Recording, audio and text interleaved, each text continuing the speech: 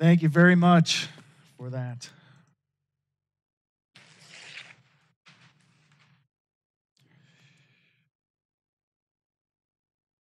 I'm going to change up the, the order a little bit, if that's okay. I like to start with sleep and then go on to athletic performance. One of the reasons that I put on there, take care of myself, as part of things I want to do to constantly improve what I'm doing, is because we, as practitioners, we don't always do that, do we? Anyone ever fall a little bit short? You can help everybody else, but when it comes to you, it's a little bit more difficult. I'm going to follow Dr. Pompa's lead, and I'm going to start with sleep because that's an issue that I've been coming up with in my life lately. Very stressful year. Sleep has been terrible. And I've watched this downward motion of everything going on, from my emotional health to my physical health to my concentration to my relationships get affected by that sleep. So I've been working a lot on it. As we go through this is going to be interactive, please. Otherwise, you're going to fall asleep and I'm going to fall asleep, or both. And that's really bad when we do that. And you're going to have tips and stuff that I'm not going to have, that I need some insight. And so we're going to evolve that as we go.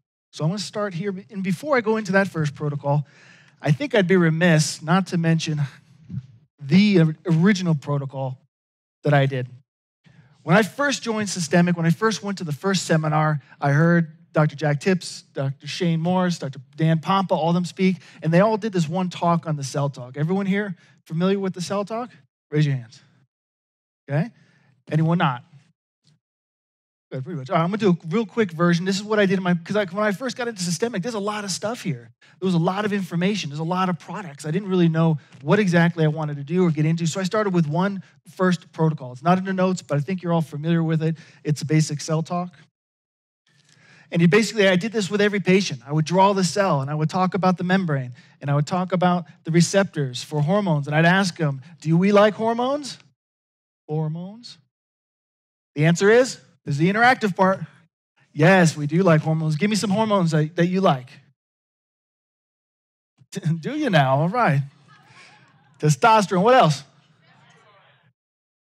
That's a lot of hormones now. I heard estrogen, progesterone. One of my favorites is oxytocin, right? And of course, if you know me, you know I love insulin as well. Insulin's my favorite. And so what's that? But that's your favorite? You got to get out more. Yeah. All right. Here we go. And so we draw the receptors. We talk about the hormones floating around in the cell, and they connect with the receptors. They communicate like a boat in a slip, and that information goes in and out through here into the cell, and that's how it communicates. The cell membrane is mostly made of fat. It's flexible fluid, and when we have problems, that gets out of balance. I'm going a little fast because I know you're familiar with it, but this is what I started with. And here we get the good things into the cell. Here we get the bad things out of the cell. Inside the cell is the nucleus for DNA and the mitochondria. Now, the only modification I've made since then, and Dr. Morse mentioned it, is I add the endoplasmic reticulum in there. And I do the same thing. I talk about the free radicals and the toxins and the different things in our life that come through, and they create a free radical reaction, and that pings our cell. Hits the outside of our cell. It's like I think of myself as the king of my castle, and if I go to my window drinking my medieval coffee in the morning, and I look out there and I only have a few peasants coming at my castle wall, I'm doing okay. But if I wake up one day and I got 10,000 of them, now we got a problem. I got to wake up the queen because we got some action to do. You follow me? So as that goes up, so does this oxidative level. Hits a certain point, and the outside cell membrane gets all inflamed. That's one pissed off cell right there. It doesn't move too well. It's not receiving information back and forth. Eventually, it can block some of the good stuff coming in and keep some of the bad stuff from getting out. And what happens in there? You start to build up on the inside, and you see the same reaction going on around the nucleus. Same thing with the mitochondria and the endoplasmic reticulum. The reason I add the endoplasmic reticulum, because when I'm talking to people, I like to try to make things as simple as possible, for me to understand, to make it a story-like for them so that they can understand, and they can remember, and they can pass it on to someone else. And the two roles in here that I really hit on is the mitochondria and the endoplasmic reticulum. Energy production and sustainability. That makes sense? Because I don't care what your politics are or where you live or your religion, everyone seems to understand the sustainability and energy production concept. It's a human nature, and we work on that, and we talk about it. And then it's easy at this point to go into the supplements. A lot of them were mentioned already. So for the membrane, what's the membrane? Vista 1 and 2.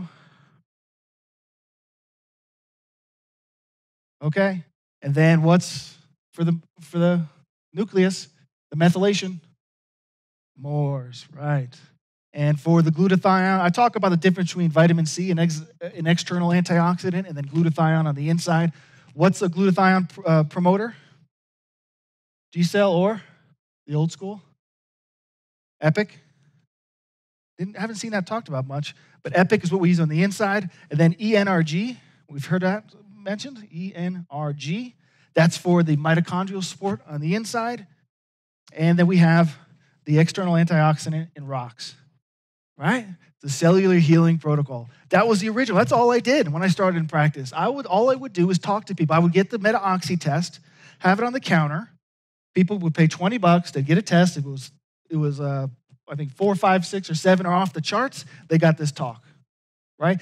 In my practice, we had a gym. We had a lot of space, a lot of walls, and I put like cellophane type of stuff up all so I could write on the walls with a dry erase pen. You could follow me down into practice. You see these popping up all over, depending on where it was, who I was talking to. And that was it. I was just talking to. So I like to keep them very easy. Here's the things that are going on. Here's the supplements that I like to use. And that was it. And that really got me going because it was simple. I didn't have to go through the lists in the beginning. And the great thing is that cellular healing protocol, as basic as it was, really made a difference in people's lives. Just that alone. People would say things like, I've taken supplements forever, right? I never really felt anything. They start taking that, they start to feel good. They start to see a change, okay? And then you move on from there. So as I go through these concepts, these slides, I want to set up a frame of the content versus the context. The content versus the context. The context is the overall life of the individual. It's the overall lifestyle, it's the stresses, it's their family, it's everything in between. And then the content will come down to the protocol and we'll make them up. We'll make some changes as we go. Okay, so I'm going to start with sleep. Sleep is a huge issue. I told you about my own problems. I've been having terrible sleep, and I'm watching a downward spiral of everything that's going on. If you look at the protocols up here, what I like to do is I look at sleep as not only a sleep support issue, but it's a brain support issue. Because one of the big things that I found when I was doing different research is how sleep changes the brain. It's how sleep changes the brain. That's when the brain actually gets a detox. The brain and all its neurons is all full and active during the day. When we actually get into that deeper phases of sleep, those neurons come down. Kind of like a flower facing the sun. It'll come down at night. Same thing, those neurons come down and the brain will actually detox at night. The brain will circulate different fluids. It'll dump into the lymph, and that's why we have the cleanse in there, and the SENG, that's for the lymph support, as well as the GREM for sleep, and then minerals. One of the big shifts I've seen in my own sleep is when I really up my mineral content. I heard Dr. Tips mention years ago, a mineral-rich body is a healthy body, right? And it really is. And if I were to add anything else onto that, I might add an extra of just some magnesium as an isolated nutrient, okay? Anyone else use different products for sleep? You with me? We haven't eaten lunch yet, so you're not passed out. Yes, ma'am. Yeah, 6 bind. Cool. That's good. What else? Calm, absolutely. Okay, how about some lifestyle protocols? You have any lifestyle protocols? Sleep is a huge issue. Everyone sees this in practice, right? This is a really, really big issue. 50 to 70 million people report disrupted sleep. 7 million people report chronic insomnia, right? They're not getting what they need to. Anyone know the recommendations? Yeah.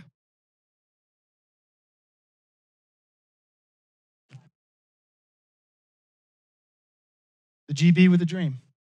Awesome. Awesome. What is normal sleep? Yeah.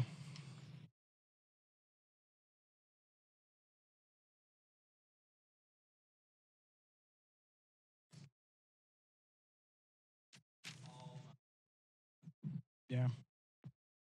Yeah. What is considered normal sleep? What do we hear out there?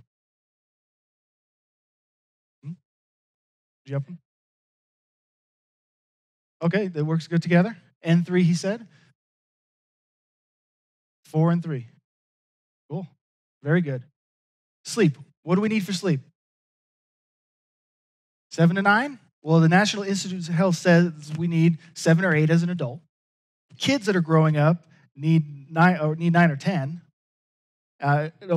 Teens need 9 or 10, and kids need 10 or 11. That's a lot of sleep. A lot of people don't think that way. And 70% of those teens aren't getting that much sleep at all whatsoever. Not even close. They are totally not getting that sleep. There's something I want to read to you. Let's get this going.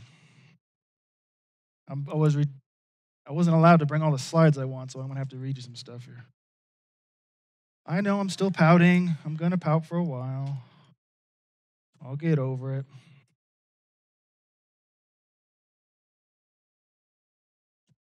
All right.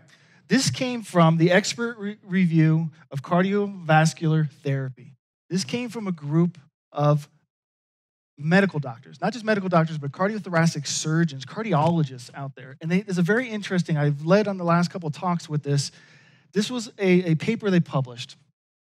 They asked the question, who will deliver comprehensive lifestyle interventions to combat non-communicable disease? Introducing the healthy lifestyle practitioner discipline. Did you hear that?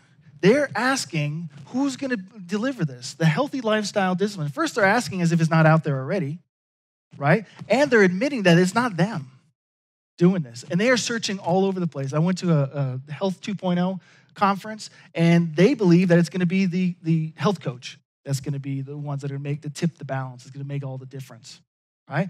Some people believe it's technology. We're going to give them tests and stuff like that. But there is a group out there within medicine, within everything that we do that is pleading for us to get into this, to get going on this. And so that's the context. That's the big picture. And as we look at these contents, I want to keep that focus so that we don't end up looking at the protocol too much as a treatment model or too much as something basic like that. Is that fair? Absolutely. Some of the things that I could add on that list as well, is Sinulin. Sinulin is the insulin promoter. If you haven't figured it out, I'm all about insulin, and all my talks will have a lot of insulin in it. But that's the thing. Sinulin, because at night is when the IDE, the insulin degradation enzyme, comes out and plays in our brain. Anyone heard of IDE a little bit? It does just what it says. It breaks down insulin degradation enzyme, but also does something else. It breaks up plaques that form in our brain. It breaks up plaques, and it only do one or the other. So if you have insulin exposure throughout your day, all the time, you have an excess when you go to bed. A, it stimulates your central nervous system, so it's a little bit of a stimulant there. And B, the IDE is not going to break up the plaques. It's not going to break them down. It's not going to detox your brain. And over time, that's what leads to what they now call type 3 diabetes, Alzheimer's. The same thing. They have admitted it. They fully put it out there that they think it's insulin resistance of the brain, and it's a part of the neuroendocrine imbalance that goes on. I'm going to do hopefully quick drawing here. Dr. Pompa mentioned being in sympathetic dominance.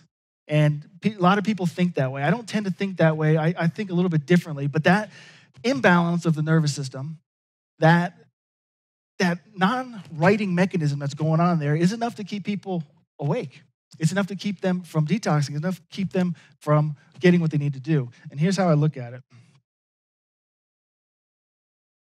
That's a teeter-totter. Does it look like a teeter-totter? Everyone remember teeter-totters? Yeah, I haven't seen them in parks very much anymore. They're dangerous, huh? I guess. All right.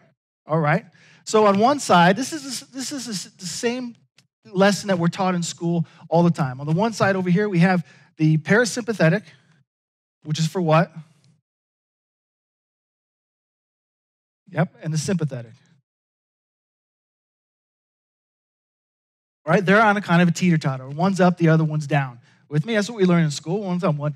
The parasympathetic is rest and digest, and the sympathetic is fight or flight. Fair? Well, really what goes on, inside of these, both sides, we have another teeter-totter on both. It's not quite as simple. And what ends up happening is we have two sides. One is we can do both. One is the threat response and the sympathetic. That's typically what people think of, the fight or flight. And the other one's the challenge response. The challenge response is something like what? Exercise, reading, learning. These are things that are stressing our body, stressing our nervous system, but we're better off for it. They're considered constructive, right? Whereas the threat usually is what we think of as a negative side of stress.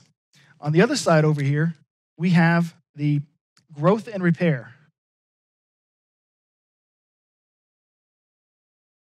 Growth and repair. Most people I see out there, they're putting those two in the same category. They put it as growth and repair as it's one thing, but they're really two different things.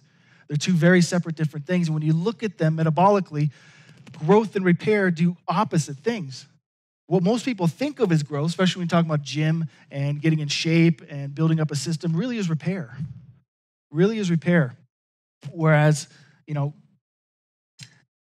growth side is something that we only want to be in really when we're building a baby in the belly or when a kid's growing up, okay? And there's different hormones that play onto both of these, growth and repair. Growth, for example, is insulin.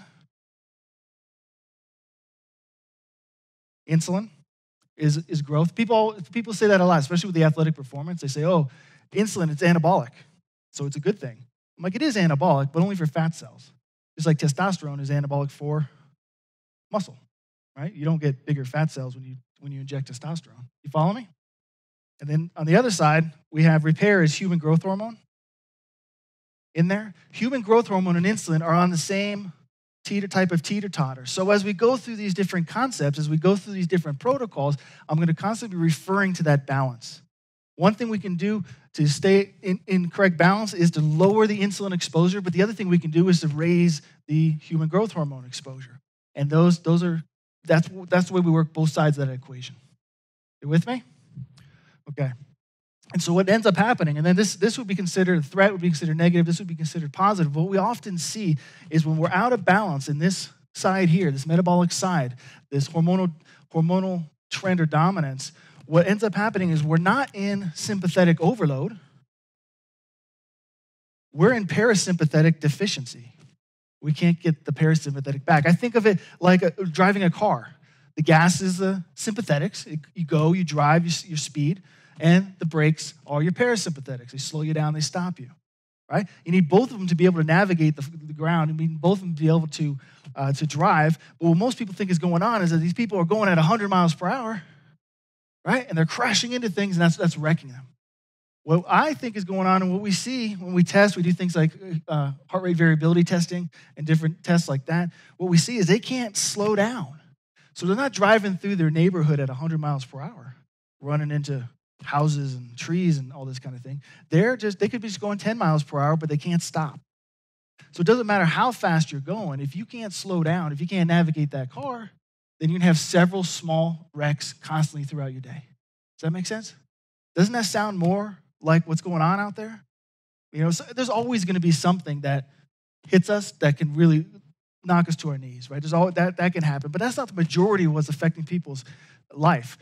This is what's affecting them, this imbalance. They're having little tiny hits that they can't get over, they can't stop, they can't slow down, or do what they need to do, and over time that builds up and it wears them down, and then something bigger happens. Sound like chronic fatigue and exhaustion and what people call adrenal fatigue? You've heard these terms? Does this sound familiar? Yeah, great. And so what we want to work on in our protocol, in our lifestyle, in the adjuncts that we use is not just to make sure sympathetics aren't going too high, it's to make sure we boost up that parasympathetic response. And so as we look at the lifestyle, we look at the testing and monitoring, that's what we want to fill in there. So what are some things that we can put in a lifestyle category that would either improve human growth hormone, decrease insulin, or balance out the parasympathetics? What's some stuff? What's that? Meditation is a huge one.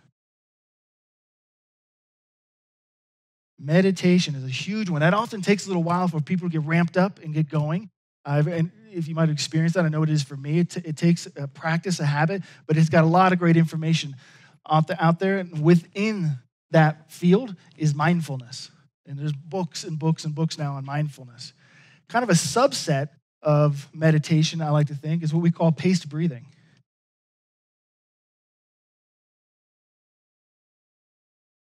All right, want to do something right now? Yeah, okay. So ready for that. All right, sit up straight, shoulders back, make sure you're comfortable. All right, and all we're going to do is pace our breathing in and out. We're going to do 5 seconds in, 5 seconds out. All right, so let's go. Breathe in. 1, 2, it's hard to talk. 3, 5. Breathe out. 1, 2, 3, 4, 5. And in. 1, 2, 3, 4, 5. And out. 1, 2, 3, 4, 5. Sleep is one of our first protocols that we do. I do 6-month programs with people. Month 1, we try to get them off supplements and different things so we can see what's going on in their body. Month 2 is usually always sleep. And we teach the paced breathing. We have them go into meditation. We have them take walks. We have them take 5 to 8 walks a day. Walks. And this is not for exercise. You're not going to sweat. You don't have to put your shoes on. You don't have to test your heart rate or anything like this. They only last 5 to 8 minutes each. And it goes out there and it starts to rebalance the system. The cross-crawl pattern really kicks in. Breathing kicks in. There's only a few rules. 1 is no sunglasses. That'll diminish the adrenal response to the eyes. 2 is no headphones. So we want them focusing on what's around them. 3 is no hands in pockets. They walk like this. They will break the cross-crawl pattern. There was a study years ago that they showed where people were on a treadmill, and they would like to work out on the treadmill, but they always held the handles. And people that did that had some different neurological, radiation, hip issues that all came up because they were blocking that pattern. Very, very powerful pattern there. Very, very simple, very, very powerful pattern. So 5 to 8 walks, 5 to 8 minutes each, paced breathing.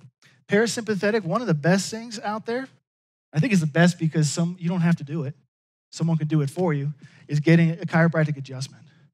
That upper cervical adjustment, those studies on blood pressure and the HRV reduce it dramatically. So it's like your ultimate secret weapon that can make all these other different issues better. How about, anyone heard about how to set up your room? Or anyone have what's called a wind down tradition that they do when they want to sleep better? No, we recommend to people, get all the clutter out of your room, right? You don't want to have a whole bunch of clutter. You don't want to have things that are distracting you. You want it to be neat. You want it to be clear. We recommend that you only sleep in your bedroom or adult sleep-related bed activities, but you don't work in there. You don't watch TV in there. You don't do all that. We also have a half-hour hard disconnect time where you get off those devices, especially the kids. Kids, teenagers, they're not getting their 9 to 10 hours. Some of them not even close. And so this is changing them metabolically. It only takes one night of disturbed sleep to start seeing evidence of insulin resistance. 4 nights, and you got a marked decrease. You have 16% rise in insulin, and your fat cells go up 30% in their insulin resistance. And that's just off 4 nights. That's not having any sleep. That's 4.5 hours of sleep a night. And this sleep issue is affecting everything. 5% of the people polled out there say they reported falling asleep while driving in the last 30 days. Over 40,000 injuries, nearly 1,600 deaths are contributed to people falling asleep at the wheel.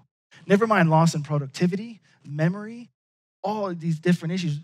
It's, when they record 4 nights of poor sleep, they test them metabolically, and they say it's equivalent to jumping ahead 10 to 20 years in aging when they're stuck in that pattern.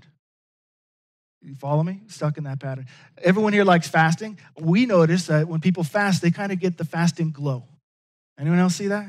They look younger, their face thins up. It's just a good-looking good look to it. I can look at pictures of depending on when I was and what I was doing. I could tell you if I was fasting in that picture or not because I'm very vain and I like to look at that. But I can tell. And I think the opposite of that, the complete opposite of that is sleep deprivation. It ages you. Face gets puffy, get the dark eyes. I mean, I think I slept for a total of 90 minutes last night. That's not okay. That's absolutely not okay. What else how about heat acclimation? Yeah, you got a question?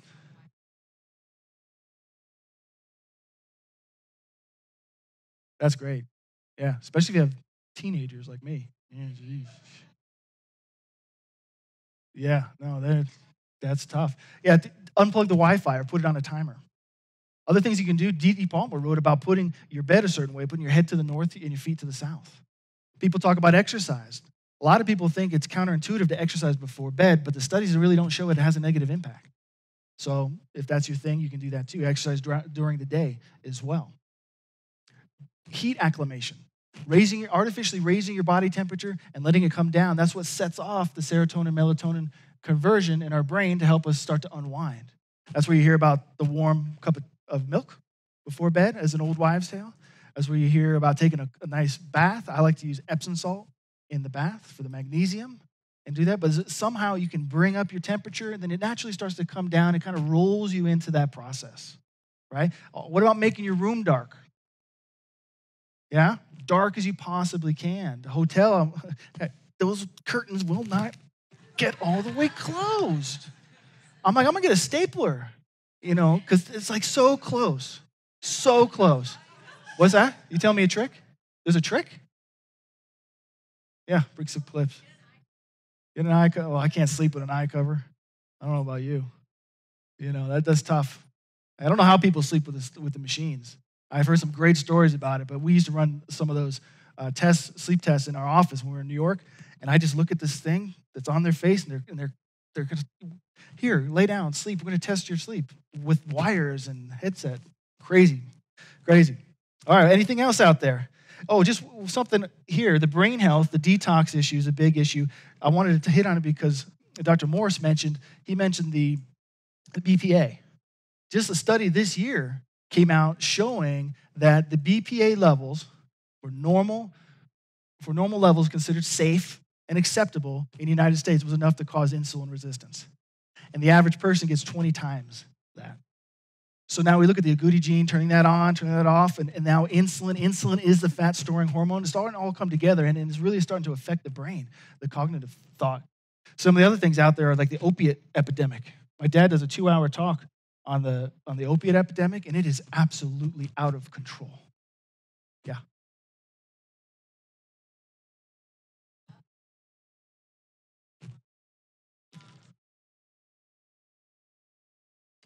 Like what we were talking about with the bed and so forth? Yeah. Yeah. Absolutely. Okay, good. So we went through those. Hope you were able to fill in some of the different issues there. Now we're going to go to athletic performance. This is always a big one. And what we base this around is the concept of glycogen flexibility. That's a big one. We took systemic products. I don't know how long ago that was, maybe 4 years now, 5 years. And I got a bunch of competing athletes. So these were marathon runners. These are CrossFit competitors. These all different people from the place. I was working in a population health company. And we took them and we gave them this protocol that's on there, right there. And they just took, here's how we did it. Eventa was 4 before bed. Why? Hormones come out at night. Okay, they come out at night, and the Eventa, I know it was originally a cardiac concept protocol, but when I looked at it, it had a lot of the precursors for human growth hormone. So we want to try to set that up before they go to bed, which is tilting that teeter-totter in your favor. So we also put Sinulin. Sinulin is 1 right when you wake up and 1 before each meal or with the meal. Then ENRG was twice during the day. And so then we followed them for, I think it was 6 weeks on this different program. They all had positive feedback, but all their feedback was different. It was kind of hard to document that way. Some felt better athletic performance. Some had better recovery. Some felt better cardiovascular support. But they all felt something, and they especially noted it when they stopped. Just like with sleep. Sleep is something I ask people, that's a routine question, a routine questionnaire we have on with our clients. How are you sleeping? And they always say, oh, fine, I do good. And they usually can't tell that they're sleeping poorly until they sleep better. So the same thing with a lot of the protocols. Once they get going, they don't always feel the immediate shift, but then they feel it when they stop and they come off. So back to the concept of glycogen flexibility. This is a big deal. Glycogen stores in your liver are pretty finite. They don't change that much, okay? It can be hard to get it out and in, but the glycogen stores in your muscle can change dramatically. The difference between someone who's completely sedentary and someone who is a high-level competitive athlete can vary 4,000% in their ability to store glycogen in that muscle. Okay, glycogen ends up becoming the gas tank in the muscle. It's a gas. And then the mitochondria from the metabolic side becomes the engine. Okay? Different cells have different levels of how many mitochondria have. There's no mitochondria in red blood cells. A liver cell can have 2,000 plus. Some will say you have 2,000 to 4,000. 10% of your body weight is considered made up by your mitochondria. We have a lot of them. And so one of the key things here is having a good amount of numbers and the good quality. The good quality of that mitochondria. So when we take a look at it, we call it metabolic exercise, metabolic training. Because as that gas tank gets bigger and more efficient, some of the new stuff coming out says, one of the things I like to try to do is try to rewrite the narrative for things. A lot of times we get stuck on old stories, especially in medicine, and we don't give them up for anything. We just repeat them. And I'll go into the diabetes story in the second half. But the one here is, you ever heard that if you want to lose body fat, you have to burn through all your glycogen stores before you access body fat? Patients tell me that all the time. That's why they go on low-calorie diets and they're trying to do all these different things. They don't want to eat fat. That's really not true. In a healthy individual, as this gas tank gets bigger and this engine becomes more efficient, you can actually start to bypass this and go right to fat and keep your glycogen preserved, which is a big deal, which means that's what we call metabolic flexibility. There's the big side of that comes down to back to the mitochondria being metabolically flexible. We know two substrates that can go into that cell for energy, that mitochondria. What are they? Sugar, glucose, and fat. Well, oxygen's used in both, right? Because of the substrate. And fat. Those are the two, glucose and fat. All right? When we're not metabolically flexible, we can't switch back and forth between those very easy. And the main thing that comes in and determines which door gets open, door number 1 or door number 2, can you guess? Insulin. When insulin's on the scene, it will block the ability of that fat to get into that cell. You can't burn it. So the fat that's coming through the bloodstream gets backed up. You see changes in triglycerides, changes in cholesterol, and it basically forces you to be more of a sugar burner. Forces you to be more of a sugar burner. That's why when we do exercise, we want to train with intensity. Because what does intensity use as fuel? Intensity training. What's that? Only 2 there. You got it. Glucose, right? And whatever you force your body to do in that moment, as soon as you stop, you can switch over to the other one. That's really important. So when you go to the treadmill and you're looking at that pretty little diagram there and you're testing your heart, or maybe you're holding the pulse things, they have 2 zones. One is the fat burning zone, one is the aerobic zone. The aerobic zone's higher, right? So if you're in the fat burning zone, you can burn some fat, maybe a half an olive worth in that workout on the treadmill, but you'll burn it. And when you step off that treadmill, what happens? You're back to sugar burner. Okay, you're back to sugar burner. Whereas if you can get that high intensity, you can get that going, then you can burn the sugar, and then you can move on to burning fat, and that can last up to 38 hours after your workout. If you ever hear about these workouts that promise 1,000-calorie afterburn, there's a lot of gimmicks out there. That's kind of what they're trying to talk about. It's not exactly the way it works, but that's what they talk about. So let's list out some workouts. What do you think? This is in the lifestyle. What? HIIT, like what?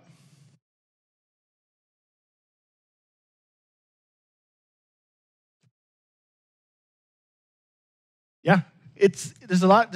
That's the actual interval concept. There's peak, there's burst. They're very similar.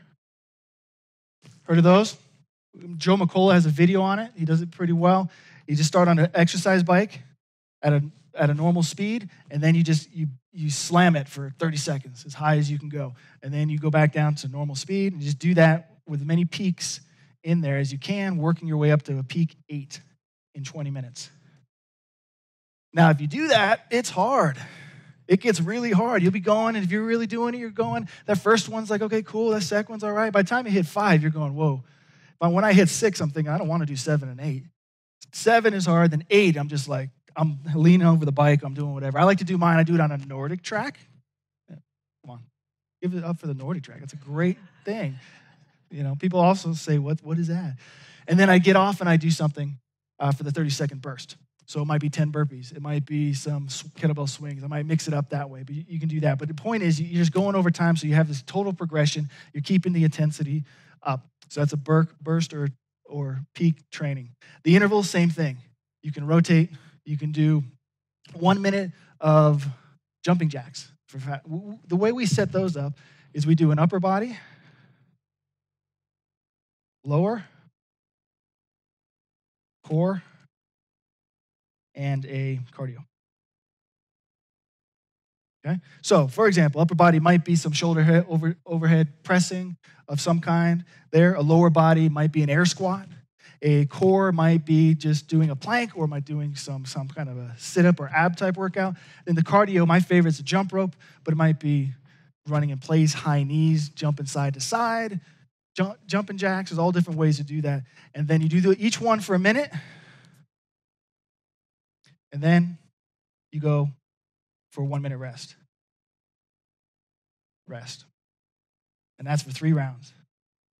3 rounds, a 12-minute exercise. Can you do that? Patients love it. We tell them, we're going to start your exercise, and we're only going to have you exercise 12 minutes a day. They're like, cool. I can do almost anything for 12 minutes. I said, we'll find out. And the key is, a lot of people, this is really hard because we don't know intensity. I'm sorry, Tyson, you back there? There's something blocking the time here. I can't see it, so if I go over, I'm going to blame you. It's hard. Anybody ever work out and feel like you're going to throw up? Yeah, we had a gym in our office, and whenever we start doing these metabolic trainings, metabolic exercises, a lot of people would feel that way. That's just the metabolism kicking in. No one ever threw up. I can't say that.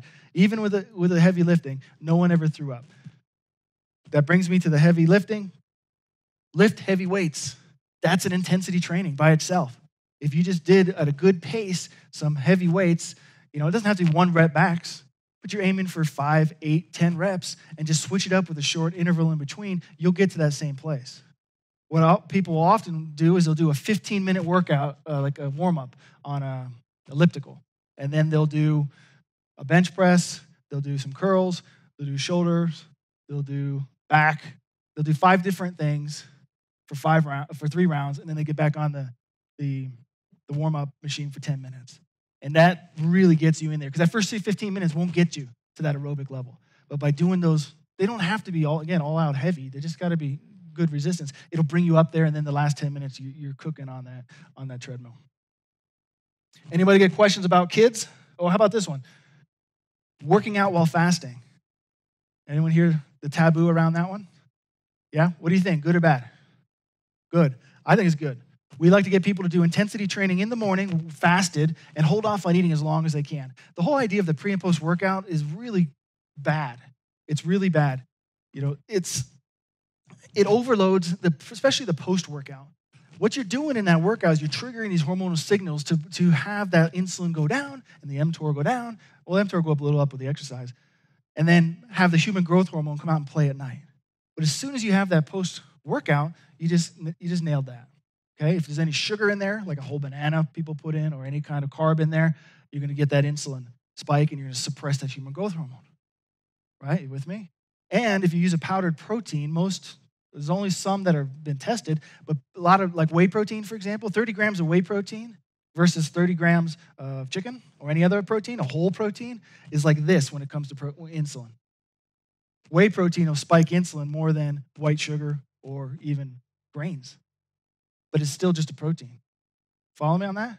So that whole post-workout concept is a big one. Your body goes through a process. I don't know why they think, oh, I have to go do a post-workout in the next hour and get all these things in me because that's going to go into my muscles and rebuild them. And I go, yeah, well, then how sore are you after a workout? Oh, a few days. Yet all that repair is supposed to be done in one meal after that workout. It doesn't really work right. The body's going through this process. Most of your muscle is built while you sleep, if you sleep. Not me. Most of your fat is burnt while you sleep because of that hormonal cascade that goes through there. So you want to get sleep and you want to work out fasted. And we have people who work out fully fasted, like on a 5-7 day fast. And I had a powerlifting team, they would do 1 rep max, hundreds of pounds, didn't lose any strength. Okay, they were better off for it. When people fast and continue to work out, especially if they take the supplements, when they break their fast and eat quality food, they get what I call an anabolic rebound. They pump up. They have a dramatic response. The body kicks in gear. They'll start to see tone. They'll start to see fat loss within a day of that anabolic rebound. Because you're remember, the body is a demand supply system, not a supply-driven system. Demand-driven system, not a supply-driven system. For example, if I just take 500 grams of protein every day, do I want to turn into a bodybuilder? No, I'll probably mess my pants if I did all that in a day, right? No, you have to create the demand. So if you create the demand, if you create the metabolic load, you create the metabolic flexibility, then when you give it what it needs and wants, it just takes off. So, people who are looking to take that edge, we're creating a program with Krav Maga of Las Vegas. There's a big, big problem with these young athletes going to steroids. Bigger than people want to talk about. And so we're trying to create a problem that uses all the models that we talk about, the fasting and everything, to create an anabolic rebound, to get them training, get them bigger, stronger, and faster like they want, and still be able to cut weight for competitions. And we want to go head-to-head with people who use steroids. And so we're trying to offset that a little bit. So it'll be interesting when that comes through. How about kids? Can kids work out? What age? Yeah. We start them at any age they want. We use medicine balls. So big ones, little ones, heavy ones, awkward ones. They have them play. We have them take it from below and throw it behind them. We have them throw them back and forth like a chest press, out like that. We have them do whatever they can do up until about age 7. Then I had no problem. I put them on my weightlifting team. They would do deadlifts only, not squats yet, not bench press. You should see a 7-year-old try to bench press. You think of kayaking or something. No, they don't have the control. So we'll start them with the heavy lifting with the deadlift. And we even had them go into competitions with us, adult competitions with these kids, girls, boys. My son has state, national, and world record. So does my daughter. I think she's the only one in that category, but she had it. And you think girls don't like it, but they do. My daughter's like, okay, I don't know if I want to do this. What's it entail? I was like, oh, well, you work out, you train, and then you go to the competition, you go on stage, and you do your lifts. She said, stage? Sign me up. All right. Question, some of the tests we use. Testing, we use heart rate variability. You can do a simple step test on a 12-inch box. Have them do a step, up and down, rotating up and down, 30 seconds, right? Good pace. They want to be moving. They don't want them falling off or falling over. And then you track their pulse. If you have heart rate variability, even better device, you track their pulse and see how long it takes them to come down within 90% of the original pulse rate. It should be 2 to 3 minutes. If it's 5 minutes, 7 minutes, 8 minutes, you got a problem. If they're outwinded by doing the 30 seconds, and you can use that as an in-office simple test or something they can do at home as well if you don't want to use the heart rate variability. Any questions? I jammed through my time, and I was worried about not getting through it. Yeah. Okay, we have time for okay, we'll get these 2 questions because we have lunch waiting. And you don't want to make those people angry. So, Dawn, if we does bone broth, like if I go work out in the morning, I go do squats, lift, do intervals in the swimming pool, and then have bone broth, and then I eat a regular dinner later, the bone broth's not going to cause the insulin response, right? No, but that's a great question. Just give me a minute on this one. What happens in that scenario, autophagy, or the breaking down, cleansing of cells and breaking down of old cells, is triggered by mTOR. mTOR is to protein and amino acids what insulin is to carbs. So when you take it, you can potentially slow down, if not stop, autophagy. And that's the key. If you want to grow something new, whether it's new brain cells, a new liver, which I'll talk about this afternoon, or it's new muscles, you have to create that process of not just breaking it down through the workout, but breaking it down through autophagy so that you get those new stem cells that'll come in and repopulate and basically grow that organ, muscle, or system anew. And then you got to do what you need to do to keep them. You follow me? So that's the issue I have with that. But, if you just do it, I would just do it as a meal. You have a better response, I think. We haven't tested it, but that's the concept. One more over here. Heart rate variability, what's the best way to measure it? Is it one of those tests you have to have people lie down in? Or what do you think of some of these apps like Welltory that are popping up? Is there any significance to them? Well, it's monitoring. It's awareness. I like Heart Math right now. I'm working with David Markarian, who the inventor of MyoVision. We're trying to create a model that crosses the heart for FDA level class 2. That costs $1 million, though, just to get the approval. So might not be tomorrow, right? So we're gonna work on a model with that. If we want to keep it under $150, we want to charge $2,000, then we can do it all day long. But we want our patients to use it and then go into a portal so that we can see it, or they can share it with us, or they can track it just like they would their weight on a smart scale, something like that. Good. All right. Awesome. All right, ladies and gentlemen, let's give Don a big round of applause.